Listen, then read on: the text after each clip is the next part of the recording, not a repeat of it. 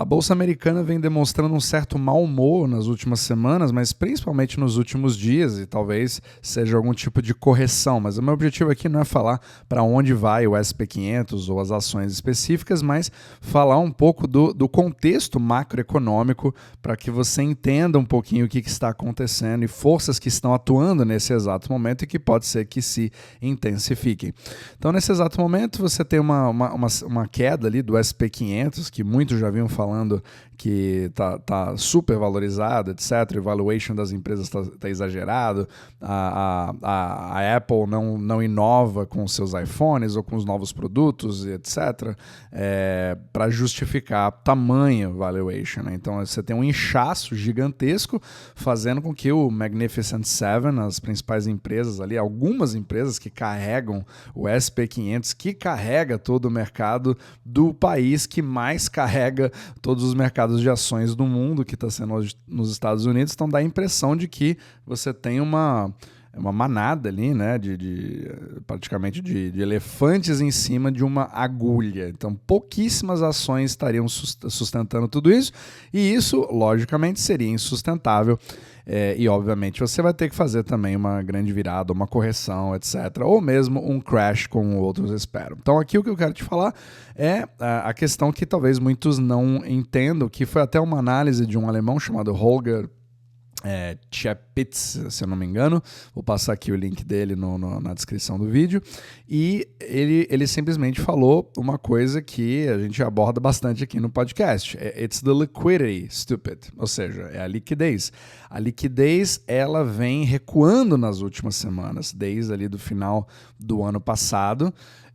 E isso, obviamente, se reflete também nos índices desses ativos mais arriscados, né, que é a Bolsa de Valores americanas, que é o que a gente chama de risk-on. Ou seja, nós temos um movimento de risk-off.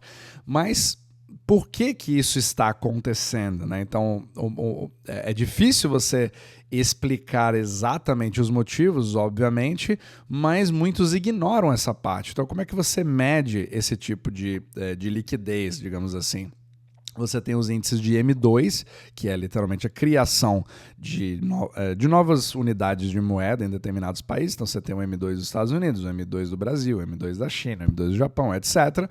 E meio que somando tudo isso e denominando em dólar, você consegue ter ali um índice de aproximadamente, estava chegando ali perto de 110 trilhões de dólares, ou seja, todo o dinheiro circulante do mundo estaria em torno de 110, mas isso deu um pouco abaixo de 110 na verdade, né? Mas caiu quase 5 trilhões, na verdade 4,2, deixa eu dar uma olhada aqui, 4,2 trilhões de dólares, foi uma recuada que aconteceu nas últimas semanas.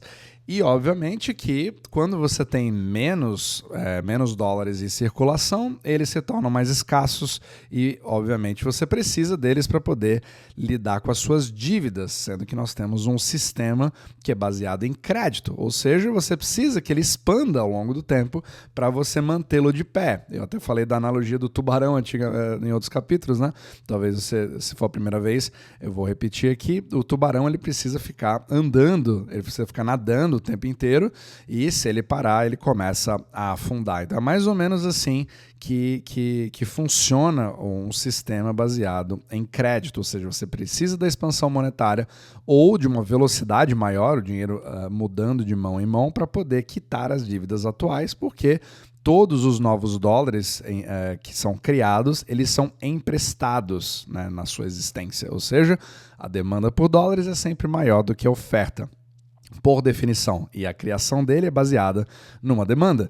Então você fica numa situação, mas espera aí, como é que você reduz isso? É diferente até do ouro ou mesmo do Bitcoin. O Bitcoin ele aumenta e vai parar em 21 milhões, por exemplo. O ouro, ele, entre aspas, aumenta, mas ele é descoberto que existe mais ouro, né? Ou você produz ouro, cada um vê de uma forma diferente. Mas o dólar, ele é diferente. Ele é criado, e a gente sempre fala da situação onde ele é impresso do além, etc., todas aquelas coisas que os bancos são os maiores responsáveis, E, ao mesmo tempo, a gente esquece que ele também pode contrair. E como é que se dá essa contração? É literalmente destruição de moeda.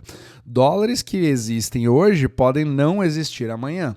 Então, muitos se perguntam, até vi aqui, né, no próprio Twitter dele, demonstrando essa retração da liquidez global e também a própria retração da SP500 ali, vindo um pouco depois, né, um pouco de lag ali, mas refletindo uma certa correlação ali com a liquidez global. E segundo ele, justamente isso pode ser uma das grandes causas de você tendo menos liquidez. Você precisa continuar pagando as suas contas e para isso você vai precisar fazer o quê? Você vai precisar liquidar os ativos que você tem. E aí você sai da Bolsa de Valores, independente do que você ache sobre a Bolsa de Valores. É a sua necessidade de dólares que faz com que você faça isso.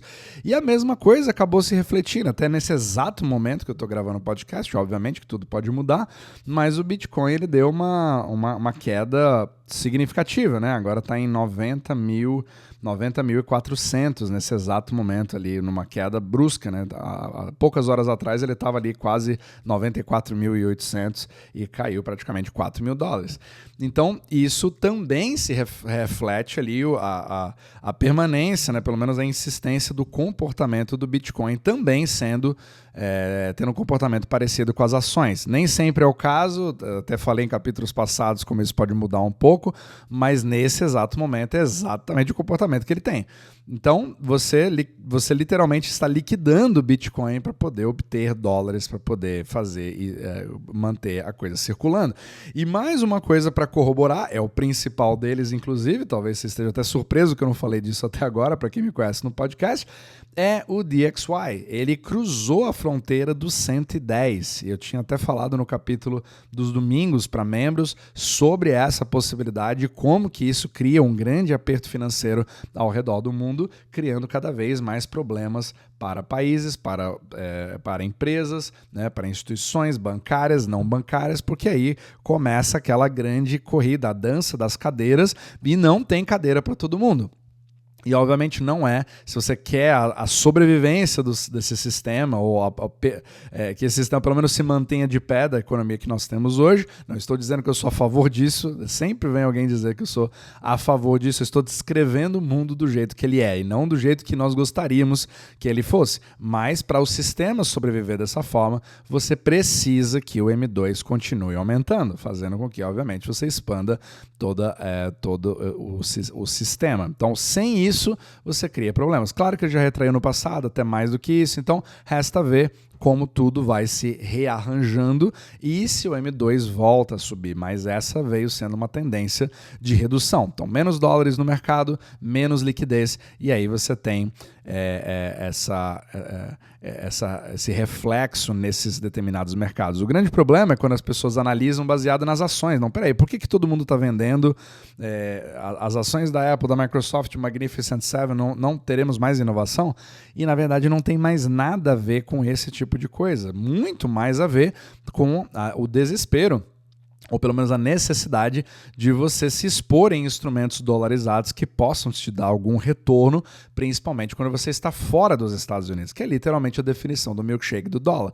Mas nesses momentos de correção, entre aspas, que nem seria uma correção baseada nos fundamentos das empresas da SP500 ou mesmo nos fundamentos do Bitcoin, por exemplo, mas pelo menos ele sugere, baseado, né, na análise do Hogan, seria justamente o fato de que é a liquidez que retrai, fazendo com que você seja obrigado a sair desses mercados. Você gostaria de ter o seu retorno, mas você está sendo obrigado a liquidar isso para poder bancar as suas contas.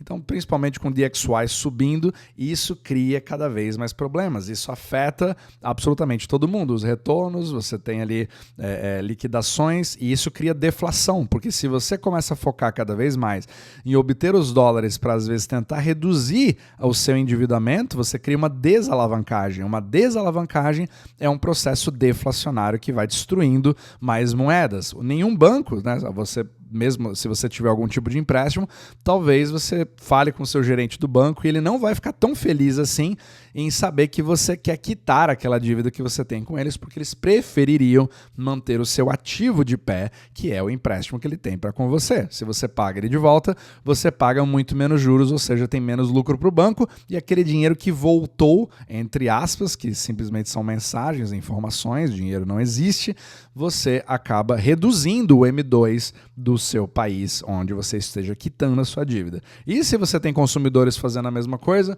principalmente nos Estados Unidos, tentando quitar suas dívidas de cartão de crédito, consumindo cada vez menos, você tem um M2 também que pode retrair. Então ele mostra também o comportamento não somente de instituições, mas também evidencia que você pode ter uma parte que eu não sei qual é, esse que é o grande buraco negro, você precisa de muito mais dados para fazer alguma coisa conclusiva, mas com certeza tem forças aí de indivíduos na economia real que estão mais preocupados em quitar as suas dívidas e reduzir a sua alavancagem, principalmente se ele tiver um medo maior em relação à segurança do seu próprio emprego, do que de fato querer consumir ou pegar mais crédito ou pegar um crédito imobiliário, por exemplo, principalmente agora, né, com o que está acontecendo com os juros americanos ali de 10 anos e também com os mortgage rates, vão fazendo com que a vida fique mais difícil. Então a engrenagem, quando você tem essa liquidez global, ela acaba falando muito mais do que a gente imagina e ela mostra ali que aquele óleo da engrenagem, se você for olhar o dólar mais ou menos dessa forma, usando essa analogia, esse óleo está realmente mais grosso. E aí o DXY sobe, e isso não é uma boa notícia para absolutamente ninguém. Não é para os Estados Unidos e muito menos para o resto do mundo. Então vamos ver a cena dos próximos capítulos. Eu daria uma olhada. Infelizmente, essa medida de Global Liquidity, ela não é muito fácil de se ver, ela é proprietária ali da Bloomberg, então você teria que ter um acesso ao terminal da Bloomberg, mas existem alguns que podem te dar uma ideia, né, que você pode ver no TradingView, por exemplo, que você mesmo pode tentar acompanhar. Então, o M2 global também fala muito sobre a liquidez, que fala também muito sobre como está se comportando. Então, esses dois juntos, isso com o DXY, vai mostrando um pouco do aperto, e isso obviamente influencia diretamente no Brasil e nos elos mais fracos ao redor do mundo. Até agora, por exemplo, o dólar acabou de subir um pouquinho mais, né, em relação ao real, né, tá 6,12 nesse momento, mas isso vai mostrando claramente como que tudo isso se relaciona quando todos estão buscando por dólares cada vez mais escassos.